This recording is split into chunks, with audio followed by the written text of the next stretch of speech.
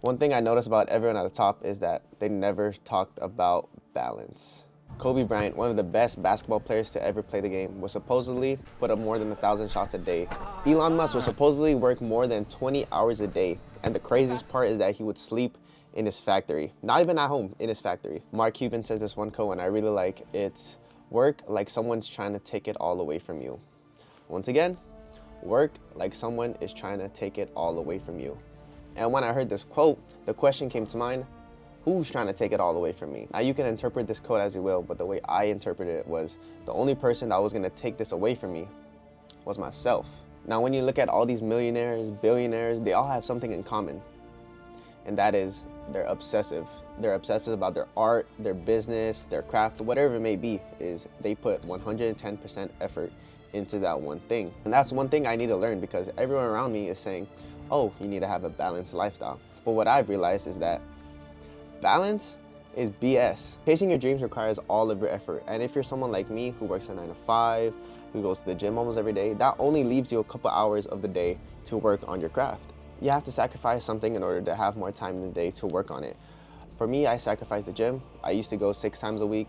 Now I'm gonna go 4 times a week. Now that might sound like a very small decrease, but it gave me the time to work on these YouTube videos. And with all the pre-planning, shooting, editing, it's basically another full-time job.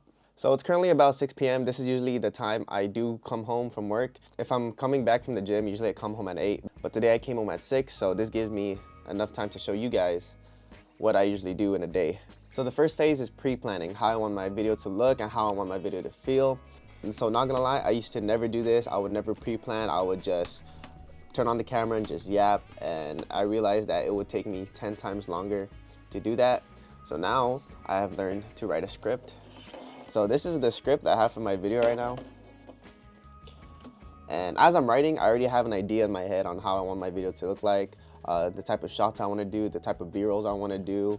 And usually this takes me about a whole day, or not a whole day, but a couple hours of my day to finish this. Now pre-planning is possibly the most important part in my opinion because it gets the ball rolling for the next part, and possibly the funnest part is the shooting part. Now shooting is possibly the funnest part in my opinion, and it usually doesn't cause me a problem. The only time it causes me a problem is when I can't remember the script. And if I'm shooting at home, like right now as what you can see, or if I'm shooting on location, then usually it isn't a problem. Another problem that comes to me is if I have to go somewhere else, like if I have to go to the beach, and I live on a tropical island. I don't know when it'll rain, whether it'll not rain. So depending on the video and what I need to record, it'll usually take me about a day or two.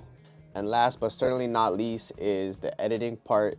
The editing portion possibly takes me the longest. Everybody knows how long, how tiring, how boring it is to edit sometimes, and I go through that too. It's not like I have fun editing. Oh, I do sometimes. I like the reward part.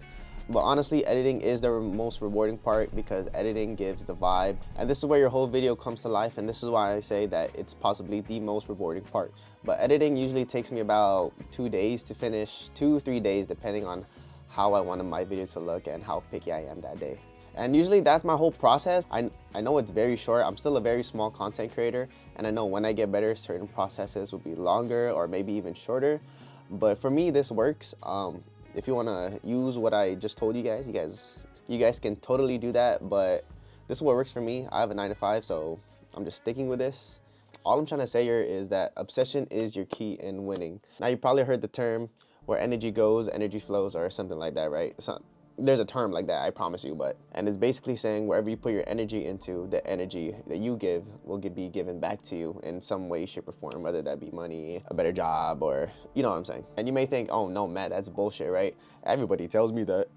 There's nothing special in that. Take a look like this.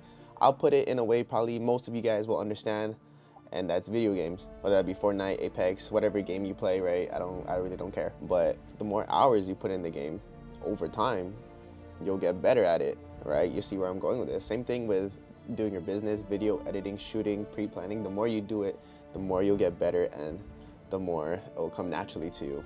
And like, I remember when I first started talking to the camera, like I really didn't know how. I still kind of don't know how, especially when I'm out in public.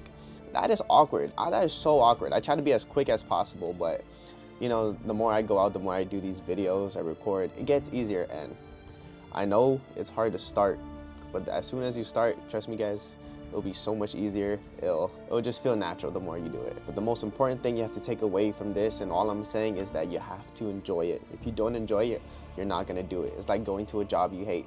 If you don't wanna be there, you hate it, right? You can't just obsess about your job and end up loving it. No, if you really don't like your job, you're never gonna improve at it. Same thing with what you're doing, your side business. If you don't find joy in it, you'll never improve.